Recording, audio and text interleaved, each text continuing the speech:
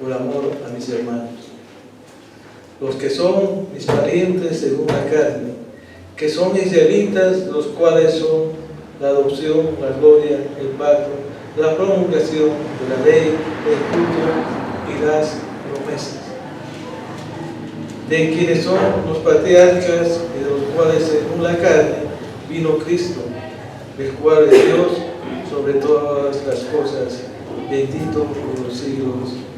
Amén. Oremos por la palabra. Bendito seas tú, Señor. Queremos entregar este tiempo, Padre, para que seas tú hablando a cada uno de nosotros, Señor. Te entregamos, Padre amado, nuestra mente, nuestro corazón. Y sé tú, Padre bendito Dios, guiándonos en la lectura. Padre amado, con palabra, mi boca, Señor, que sea tu palabra. Padre, porque tú eres perfecto, Dios, tu palabra es perfecta, Señor, mas nosotros no somos perfectos, Dios. Entregamos este tiempo en el nombre de nuestro Señor Jesucristo. Amén. Amén. Hermanos, el texto que hemos leído es realmente importante para poder comprender el capítulo 9, el capítulo 10 y el capítulo 11, que se habla justamente el mismo tema del pueblo de Israel. Amén. Entonces, considero que cada uno de nosotros ponga atención en lo que vamos a iniciar el capítulo 9, para poder ir comprendiendo los versículos o los capítulos que vienen posteriormente. Amén. Bueno, vamos a tocar en este día 2 puntos. El primer punto es un dolor sincero por los inconversos. El segundo punto es una confianza plena en los planes de Dios. Esos 2 puntos vamos a desarrollar esta mañana y podamos pedirle al Señor que podamos entender su palabra. Cada obra que en este mundo se realiza, ya sea negativa, positiva, mala, buena, pequeña o grande, está en la voluntad de Dios. ¿Amén? Todo está en la voluntad de Dios y bajo su soberanía. Amén. Amén. Bajo este principio, hermanos, vamos a continuar. El tema central, como les decía, la prédica es Israel, el pueblo de Israel, el pueblo de Israel. Israel como pueblo de Dios. Por eso que tenemos que observar y estar atentos a las Escrituras. Israel en su totalidad no había rechazado a Jesucristo, no lo había hecho. Dice la palabra que a los suyos vino y los suyos no le dieron su lugar. Pero hermano, muchos judíos sí le dieron su lugar. Cuando se refiere a este último punto, estamos hablando de que muchos hombres que eran judíos, que eran dirigentes, que estaban en las sinagogas, tanto religiosamente como políticamente, fueron los que más rechazaron a Jesús. Y eran los que deberían haber aceptado, promulgado. Pero no solamente fueron ellos los que, la totalidad de los judíos, muchos también aceptaron al Señor. Vamos a ir a Hechos capítulo 2. Vamos a ver lo interesante que son los pasajes. Hechos capítulo 2.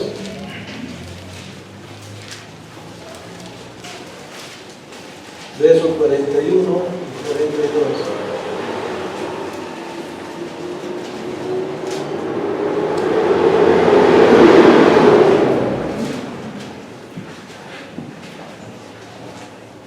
Dice el versículo 41. Así que los que recibieron su palabra fueron bautizados y se añadieron aquel día como 3,000 personas. y perseveraban en la doctrina de los apóstoles, en la comunión unos con otros, en el partimiento del pan y en las oraciones. ¿Amén? Gloria a Dios. Entonces, podemos comprender que no solamente rechazaron al Señor los judíos, sino también fueron muchos los que lo aceptaron. Amén.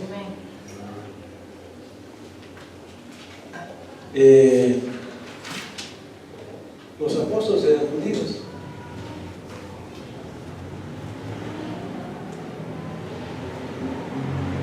Nosotros, no todos rechazaban a Jesucristo. Podemos observar la finalización del capítulo 8 de Romanos, que el anterior domingo compartió nuestro hermano Alvarito, y el verso 28 dice: y sabemos que los que aman a Dios, todas las cosas le ayudan a bien. Esto es a los que conforme a su propósito son llamados. Y empieza a detallar grandes satisfacciones y beneficios que nos tomamos nosotros. ¿Por qué leo esto? Porque al finalizar este capítulo dice: somos contados como ovejas de matadero. Porque antes de todas estas cosas somos más que vencedores por medio de aquel que nos ama. Somos más que vencedores. Está finalizando el capítulo 8 con palabras de mucha bendición, con mucho gozo. Son versículos de gozo. Dice: por lo cual estoy seguro de que ni la muerte, ni la vida, ni ángeles, ni principados, ni potestades, ni lo presente, ni lo porvenir, ni lo alto, ni lo profundo, ni ninguna otra cosa creada nos separará del amor de Dios que es en Cristo Jesús, Señor nuestro. Ahí acaba el capítulo 8 con muchos versos de gozo, ¿verdad? Muchos versos de gozo, muchos versos de satisfacción para nosotros los creyentes. Amén. Pero llega el versículo del capítulo 9 y hay como un silencio, no hay un preludio, no hay algo que intermedie entre el capítulo 8, la consistencia del capítulo 8 con el capítulo 9. Y dice el capítulo 9, el versículo 1, de verdad digo, dice, en Cristo no miento, y mi conciencia me da testimonio en el Espíritu Santo, que tengo gran tristeza y continuo dolor en mi corazón, porque deseara yo mismo ser anatema, separado de Cristo, por amor a mis hermanos, porque son mis parientes según la carne. Verso 8, decimos con gran gozo. Verso 9 comienza con dolor, inquebrante. Mucha diferencia, ¿verdad? Hay una diferencia tremenda. En el gozo del Señor, todos somos más que vencedores, y el 9 comienza: tengo grande tristeza, ¿verdad?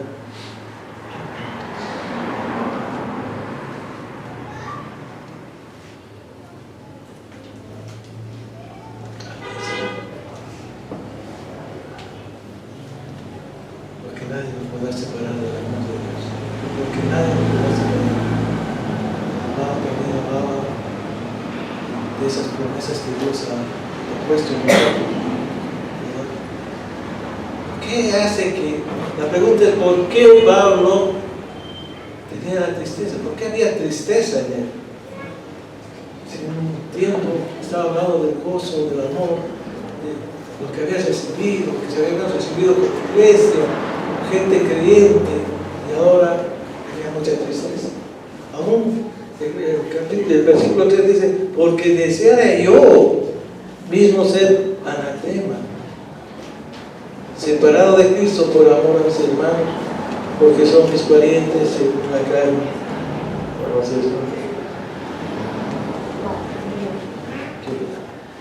La pregunta decía que viene: ¿por qué esa tristeza? No dice a veces tengo dolor, no siento dolor. Dice: es un continuo dolor en el corazón de Pablo. Es un continuo dolor.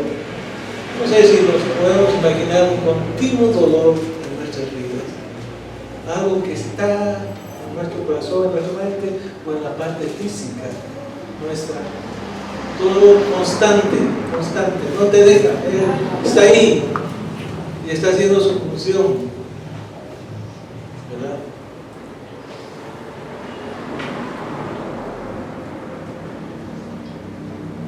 El hecho de que muchos judíos, hermano, posiblemente una mayoría, han rechazado a Jesucristo. Eso es lo que producía el dolor a Pablo. ¿Ven? También podemos aplicarlo en nuestras vidas. No sé cuántos de nosotros, yo creo que una mayoría o la totalidad de nosotros tiene gente que conoce, que no conoce al Señor. Gente amiga, gente de la familia, gente muy querida por ti, o gente conocida, o gente circunstancial, con la que trabajas, con la que estudias, con la que participas de algún grupo que no conoce al Señor. Y tú y yo conocemos al Señor y sabemos y gozamos de sus beneficios, ¿verdad? Tendríamos que tener un continuo dolor por esas personas. Tendría que ser, hermanos, tendría que ser que nosotros estuviésemos clamando, estuviésemos buscando, hablando con ellos, preocupándonos por ellos, no una cuestión física, sino de hablarles de aquel que nos rescató a nosotros. Amén. Tendríamos que hacer eso, ¿verdad? Y eso es lo que le pasaba a Pablo. Pablo es que tenía un continuo dolor por esas personas que habían rechazado a Cristo, que habían rechazado al Señor. ¿Cuánta gente, amado hermano? Si vemos a nuestro alrededor y fuera de este lugar, ¿cuánta gente necesita de Dios?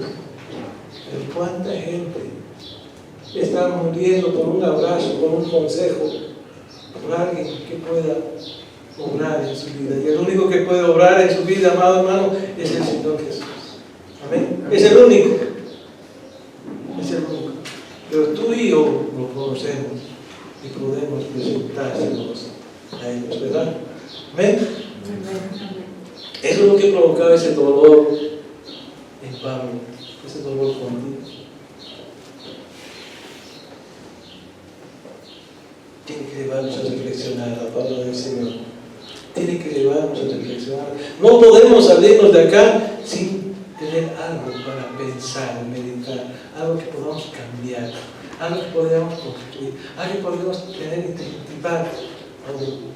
Si estás haciendo algo, hazlo mejor. Amén. Si has hablado a una persona, ahora habla a dos, a tres. El Señor.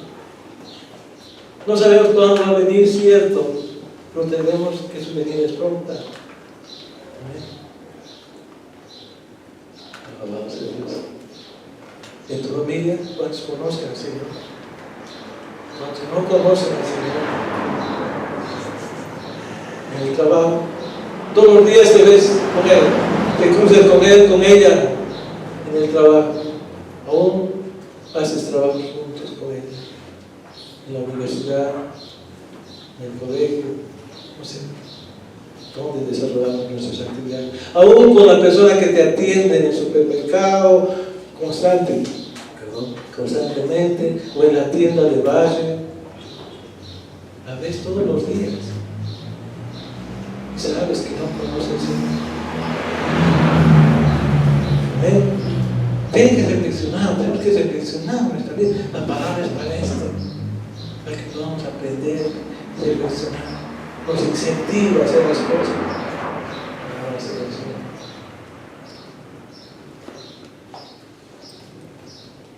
Con todo esto, amado hermano, que escribe Pablo desde el capítulo 1 hasta el capítulo 8, realmente empieza a tener un rechazo por los judíos, porque habla muchas cosas en esos capítulos que contradecían al judaísmo. De cierta forma, ¿verdad? Pero tenía muchos personas que no estaban de acuerdo con él y estaban en peligro. Estaba en peligro. Pero él no se detuvo nunca.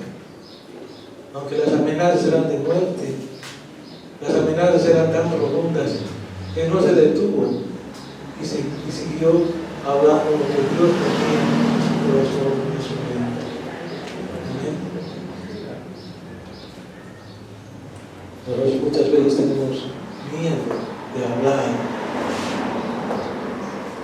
por el que dirá, por la burla, o tal vez porque no sabes qué vas a decir,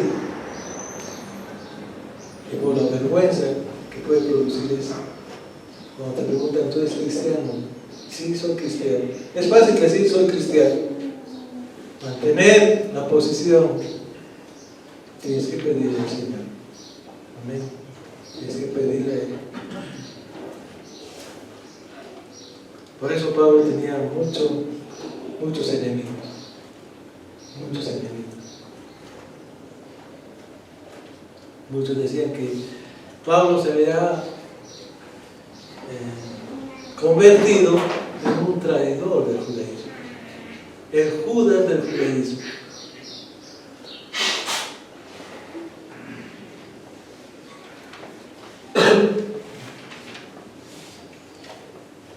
Muchos podrían entender mal. Los apóstoles todos eran judíos. Los apóstoles tenían la enseñanza del Señor y hablaban del Señor con denuedo, y hablaban sin miedo y sin temor, y muchos seguían sus enseñanzas, las enseñanzas que Dios había dado a los apóstoles. Iremos a Romanos 2:17.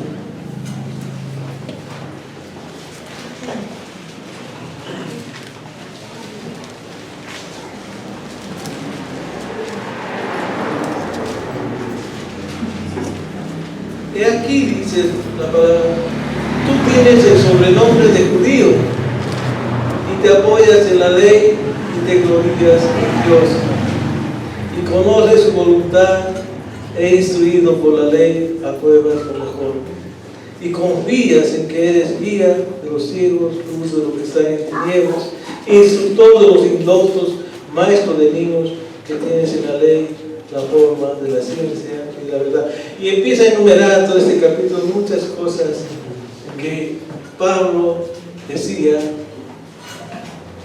sobre la ley.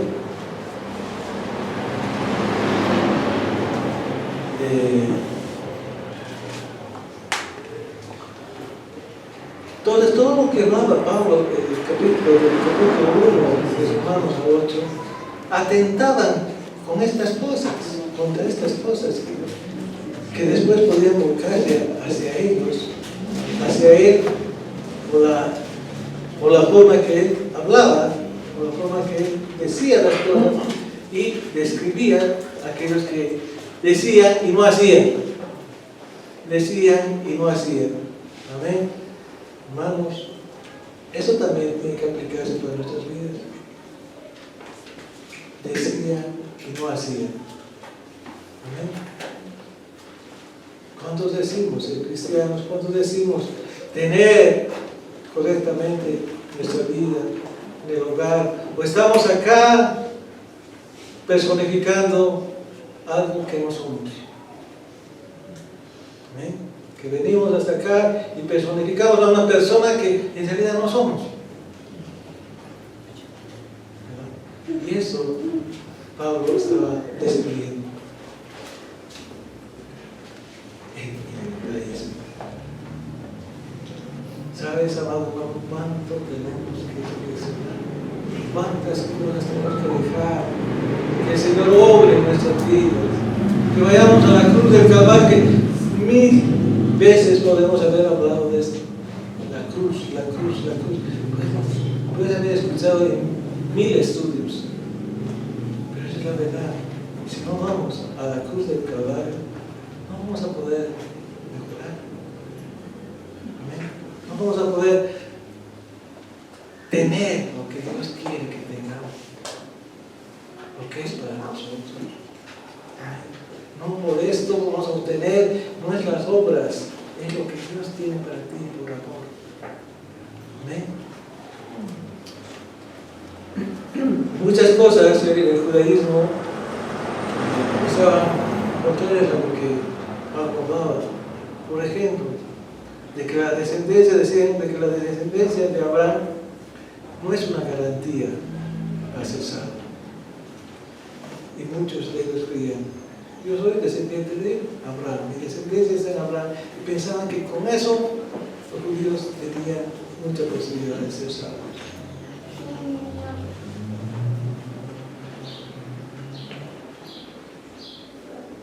Yo vengo de Abraham, esto es como una garantía para su salvación. Otros decían por las obras podía ser salvo, que la ley es una forma en la cual uno al cumplirla puede ser salvo. Muchas cosas decían los judaizantes que Pablo contrarrestaba con la misma palabra y con lo que Dios había puesto en su corazón.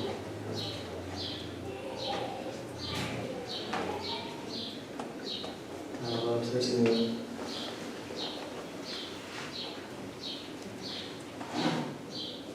Otra cosa que tenían las personas allí decían que esperaban a un rey, a un salvador, pero tenían la imagen y el perfil de un hombre, de un general, un fuerte, un gladiador de esos que podía poner las cosas en orden. Y el Señor no era de ese tipo, tenía otro tipo de perfil. Eso también los judíos hacían que su imagen de Jesucristo fuera rechazada, porque ellos pensaban de otra forma al libertador.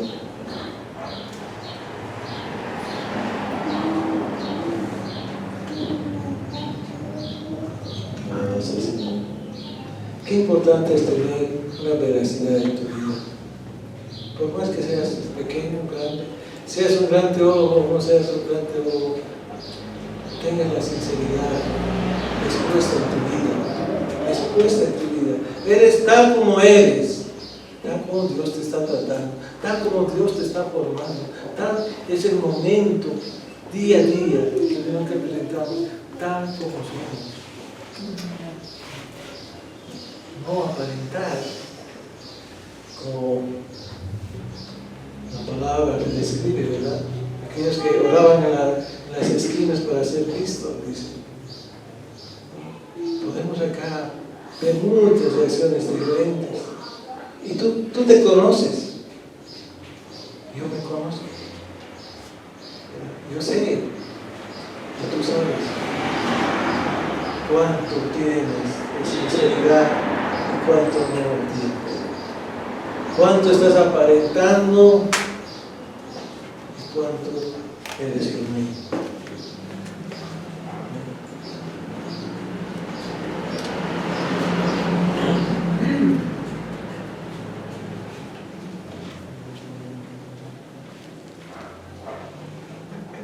Pablo decía los verdaderos genuinos, aquellos judíos genuinos somos que interiormente no están en la presencia de Dios. Interiormente no están en la presencia de Dios. No exteriormente. Exteriormente podemos hacer maravillas e impresionar a las personas. Pero nuestro interior, ¿cómo está?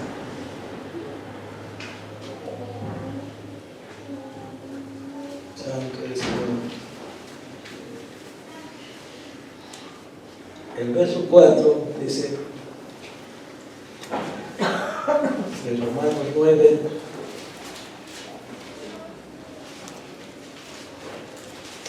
perdón, el 3, porque desearé yo mismo ser anatema, separado de Cristo por amor a mis hermanos, porque son mis parientes según la carne. Él hablaba de todo el pueblo judío. No hablaba simplemente de sus parientes, no hablaba, nos entendemos a nuestros tíos, nuestros parientes cercanos. No hablaba de todo el pueblo que no había he recibido al Señor. Entonces, por eso decía esto. Porque decía Dios mismo, ser anatema separado de aquí por amor a mis hermanos, a los que son mis parientes, también según la carne. Porque son israelitas, de los cuales son la adopción, la gloria, el pacto, la promulgación de la ley, el culto y las promesas. Todo eso son de los israelitas. Amén. Si tienen tiempo, puedan ustedes también profundizar este versículo. ¿Qué significa cada una de estas cosas que está diciendo? Que son de los cuales son la adopción, la gloria, el pacto, la promulgación de la ley, el culto y las promesas. Un versículo que realmente te puede profundizar mucho tu estudio, tu conocimiento del Señor.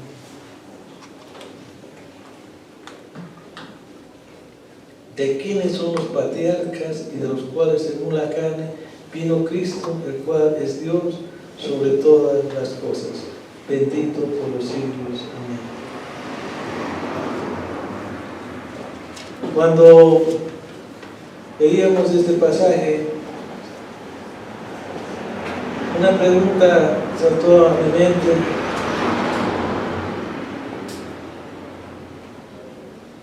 ¿Cuánto darías por tu hermano?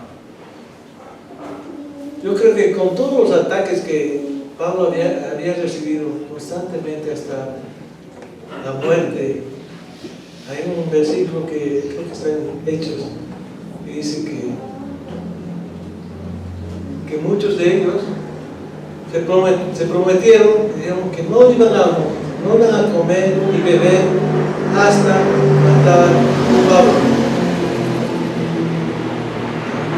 O sea, el odio era muy fuerte hacia Pablo. Teniendo esas aseveraciones y el conocimiento que tenía Pablo, y si tú o yo podríamos tener también esa forma de odio hacia nuestras vidas, todavía pensarías tú amarlo a esa persona, decir, por amor a él, puedo ser anatema. Por amor a esa persona, ¿quién te ha hecho daño? ¿Quién te ha hecho tanto daño? Podrías decir, por él yo quiero hacerlo, para que él pueda ser salvo. Y eso, obviamente, sabemos que Pablo no podía hacerlo, ¿verdad? Aunque hubiera morido, muerto, no podía salvar a nadie con su muerte. El único que ha podido salvar con su muerte es nuestro Señor Jesucristo. Pero Pablo lo decía porque tenía tanto amor y expresaba tanto amor a estas personas que habían rechazado a Cristo. Decían, ¿dónde van a ir ellos? ¿Cuál es su destino de esas personas? ¿Y cuál es el destino? No tenía otra forma de expresar el amor que sentía para que esas personas regresen. Fue llegar al Señor. Y esas personas eran las que estaban buscando hacerle daño a Pablo. Es un doble mérito para nosotros, ¿verdad? Nosotros podemos morir por nuestros hijos. Hay algunas situaciones que se presentan cuando el niño o la niña tiene algún problema, un dolor, y lo que expresas es lo siguiente, ¿no? Sé que el dolor venga a mí y que la venga a ella o a él. Como padre, uno muchas veces piensa que es imposible que no podemos traspasar el dolor de un hombre a otro hombre, ¿verdad? Pero el principio es diferente, es el amor que se está mostrando por esa persona. Y lo que estaba mostrando Pablo era algo así de similar. ¿Sí?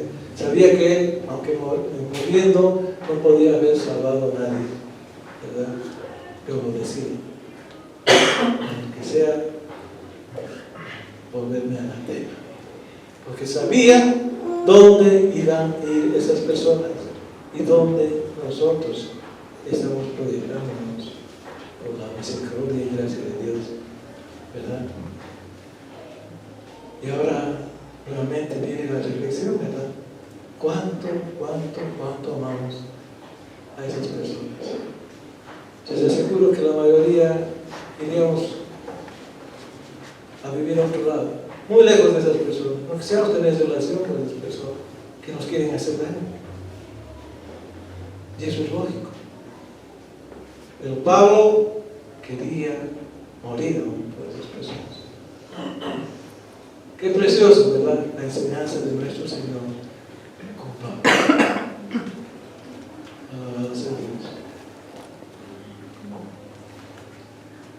Gracias Dios, porque tu palabra tiene que reflexionarnos, tu palabra tiene que mostrarnos un camino a conducirnos día a día, a mejorar un poco, a mejorar algo, a ayudarnos a obedecer, a buscar de Dios. Es bueno tener la palabra escrita, las escrituras comprendidas. Y pediremos que cada palabra, que cada día podamos aprender algo de la palabra del Señor, que podamos comprender más cómo debe ser, ¿verdad? Pero no dejemos que solamente podamos estar en situaciones de desarrollo. Busquemos que el Espíritu Santo de Dios haga que la palabra de Dios vivifique nuestras vidas, que haya vida en la palabra del Señor, que sea vivificante esta palabra hermosa, esa palabra tan grande y misericordiosa, que cuando la leemos nos gozamos por lo que dice, por las promesas de Dios. Capítulo 8, el 28, porque somos más que vencedores. Nos deleitamos en su palabra, porque recibimos con gozo todo lo que expresa, pero también tenemos que vivir esa otra parte. El Espíritu Santo va a vivificar la palabra de Dios. Él va a vivificar. Amén. Sé tú, amado hermano, sé tú con Él. Ora. ¿Cuánto les gusta orar ahora? ¿Pueden orar continuamente? Yo sé que muy poco oramos. Es algo como si fuera un cansancio. Es algo que viene desde nuestra niñez posiblemente. Muchos han estado en colegios católicos donde la oración era un castigo, ¿verdad? Entonces todo eso viene acumulado en nuestra mente. Y si no hemos estado en colegios católicos, hemos pasado de generación en generaciones, conceptos que realmente no ayudan a nuestro crecimiento espiritual. La oración, amado, es como todos los días te alimentas de la comida, ¿verdad? Si no oramos, ¿qué podemos pedir una guía? Si no oramos, podemos comprender la palabra de Dios. Y no lo digo por una o por dos personas, hermano. Posiblemente sea una realidad en la mayoría de las iglesias. En la mayoría de las iglesias. De un 100%. Será un 10%, un 12%. Estamos orando, que buscamos a Dios, que por lo menos nos acercamos a Él, tenemos la carga de orar. Y las demás, el 90%. ¿Qué está haciendo? ¿Está coqueteando al mundo o está envuelto en las cosas del mundo?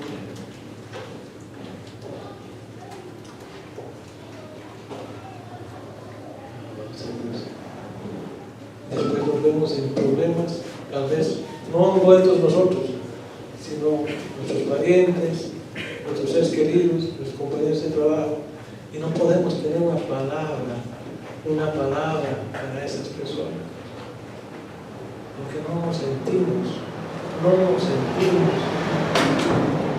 poseedores de esa palabra, porque no la estamos viviendo. Amén.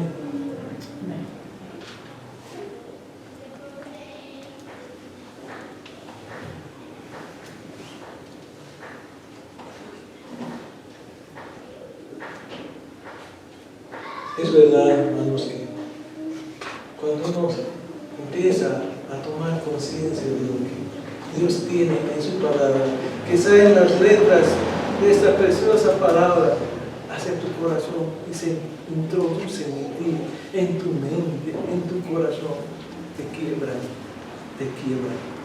porque es palabra de Dios. Es palabra del Señor. Y no es cualquier palabra, que hay que respetarla, que hay que cumplirla, que hay que obedecerla. No cuando quieras, sino cuando el Señor te dice hacerlo. Amén. Eso es. Lees la palabra, saben cómo darnos. Las letras empiezan a entrar a tu corazón. Tienes un corazón de carne. No tienes un corazón de piedra, tienes un corazón de carne, que se hace efectiva la palabra de Dios en tu vida, en tu mente, razonas, vuelves a leer el mismo pasaje, vuelves a leer el mismo pasaje, vuelves a leer, hasta que entiendes y no tienes cansancio. Amén, no tienes cansancio. Pero si no le das la oportunidad, Señor, estamos desperdiciando el tiempo. Amén. Entonces les decía, estamos coqueteando al mundo, estamos coqueteando al mundo. Todavía estamos en el mundo. Las apariencias no dicen nada, hermano. Las apariencias no dicen nada de ti. Tu interior es el que habla por ti. Apariencias pueden estar acá, pueden venir a ofrendar, pueden estar todos los días en la iglesia, en los grupos. No es apariencia. Pues apariencia aún en la alabanza, apariencia en las palabras. Dios te bendiga, hermano. Dios te guarde al despedirte. Dios te guarde. Dios te bendiga, hermano.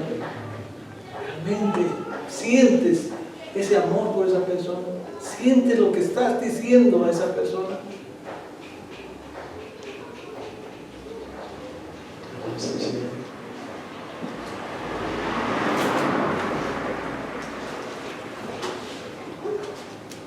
Jeremías, Isaías y muchos profetas tenían un sentimiento tan grande porque veían el dolor del pueblo. El dolor del pueblo. Pablo veía la cruz del Calvario, veía el dolor que había pasado el Señor, ese dolor tan grande, ese sufrimiento tan tremendo, que aún se hizo maldito en la cruz por cada uno de nosotros, por nuestros pecados. Él veía eso, por eso también él tenía ese amor. También veía la victoria que había sido en la cruz del Calvario.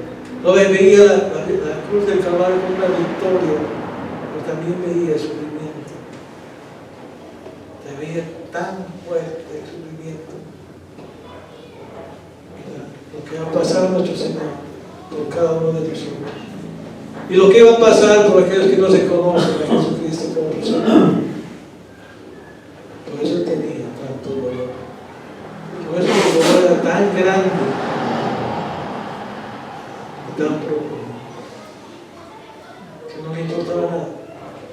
Amén. Quería ser alabados al Señor.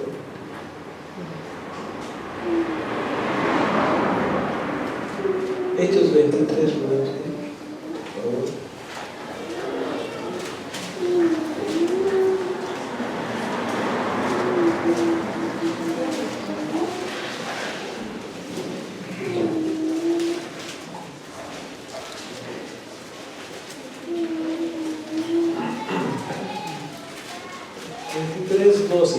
Todo lo que les decía. Cuando Pablo está ante el concilio, dice: venido el día, algunos de los judíos tramaron un complot y se juramentaron bajo maldición, diciendo que no comerían ni beberían hasta que hubiesen dado muerte a Pablo. Era fuerte, porque Pablo estaba escribiendo y enseñando. Era una cosa profunda. Y eso también la iglesia a veces es muy simplista. Lo toma como si fuera tan sencilla las cosas. El rey como si estuviera leyendo una libreta de anotaciones, una revista, no sé, cualquier cosa. Y lo pasan así, todas las historias, toda la profundidad que tiene la palabra. Y se acostumbran a escuchar esto y esto de las bendiciones y toman lo que les refiere a ellos para su gozo y se apesan con eso. Pero aquí dice que lo deja mucho a Pablo. Se habían juramentado, dice, no vamos a comer ni beber hasta ver un mal. Sobre su cabeza había un juramento, ¿verdad? Pero él confía. ¿Él en quién confiaba? Él confiaba en Jesús, en Jesucristo. Amén. Nosotros confiamos en Jesús, confiamos realmente en el Señor.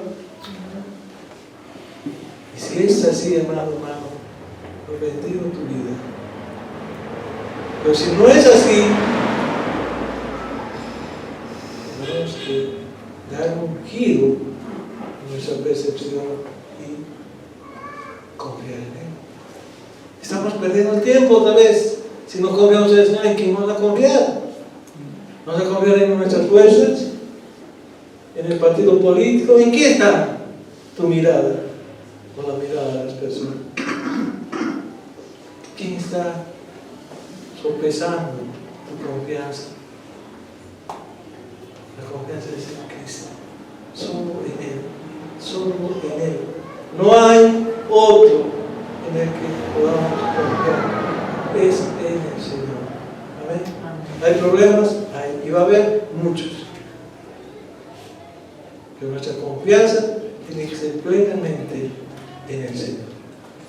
Amén. En el Señor. Nuestro caminar diario, nuestra familia, tu esposo, tu esposa, tus hijos, todo tiene que estar en manos del Señor. Todo. Tu economía, tus relaciones.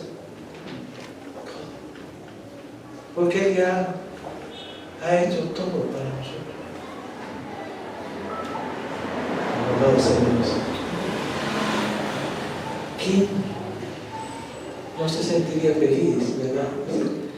Voy a confiar en Dios Todopoderoso, no en Dios nomás, que parecía que estuviéramos minimizando al Señor. Dios. Pero no nos damos cuenta que es grande, inmenso, perfecto. Todo lo bueno está en Él. Todas las cosas son para Él. Las buenas, las malas, las grandes, todo está en su soberanía. Todo. Y Él es tu Padre. Aún podemos correr hacia Él, ¿verdad? Gracias a Dios.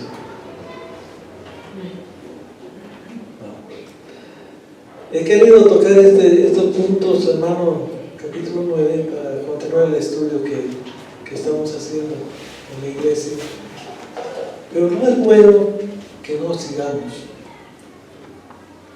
Tratemos que este capítulo, que el anterior, por lo menos hagamos un resumen de los capítulos y estén vigentes en nuestra mente para poder también seguir aprendiendo posteriormente. Después ya los hermanos van a compartir otros capítulos también. Y si no tenemos la precaución o el sentido común de tomar nota, por lo menos en tu Biblia, si tienes la Biblia física, subrayala o toma apuntes en otro lado, un cuaderno. Y también si tienes el celular, hay un de notas, escríbele ahí las cosas más importantes que te han impactado, para continuar, ¿no? Para continuar aprendiendo del Señor. Amén. Porque Él es el que nos está enseñando, ¿verdad? Hay veces que no comprendemos al predicador, no podemos preguntarle ese momento, pero tenemos la duda. Vamos a la palabra, anda con el Señor, pregúntale, ora, Él te va a visitar ahora. Él te va a enseñar aún cosas más profundas. Pero es dar un tiempo al Señor, es dar la cobertura, es abrirle tu corazón y tu mente al Señor, es darle tiempo al Señor. Este mundo no tiene tiempo para nada. Todo el mundo anda ajetreado. También Tarija es una ciudad tan hermosa, tan tranquila. Nosotros disfrutemos aún de este lugar. Nosotros no todos somos tarijeños, pero estamos acá. Disfrutemos de esta tierra maravillosa, tranquila. Tal vez al año o otro, no sé, puede llevar a otra situación, a una ciudad donde sea 1000 veces más ajetreada. Y tienes que sobrevivir ahí, porque si el Señor te ha dispuesto que tú vayas a ese lugar, vas a ir. Todo está en manos del Señor, tu vida está en manos del Señor. Y si estás acá, disfruta. Si estás acá, aprende. Si tienes tiempo, estudia. Disfrutemos de lo que Dios nos ha dado. Disfrutemos el tiempo. ¿Quién sabe que al próximo domingo estemos todos juntos otra vez? ¿Quién sabe que vaya a faltar uno? O 2, o 3, o 4, no sé. Disfrutemos el momento, disfrutemos el día. Día a día vivimos con el Señor, día a día. Él sabe cuándo nos va a recoger. Amén. Él sabe hasta cuándo vamos a vivir. Hasta cuándo va a ser tu problema. Pero si no le presentas el problema al Señor, si no le entregas a la cruz del Calvario, ¿cómo puede Él? Obviamente que puede todo, pero Él quiere que tú vengas, que vayas a la cruz del retiro, que vayas a la cruz del Calvario. Alabado Señor. Pónganos en pie, hermano, vamos a orar.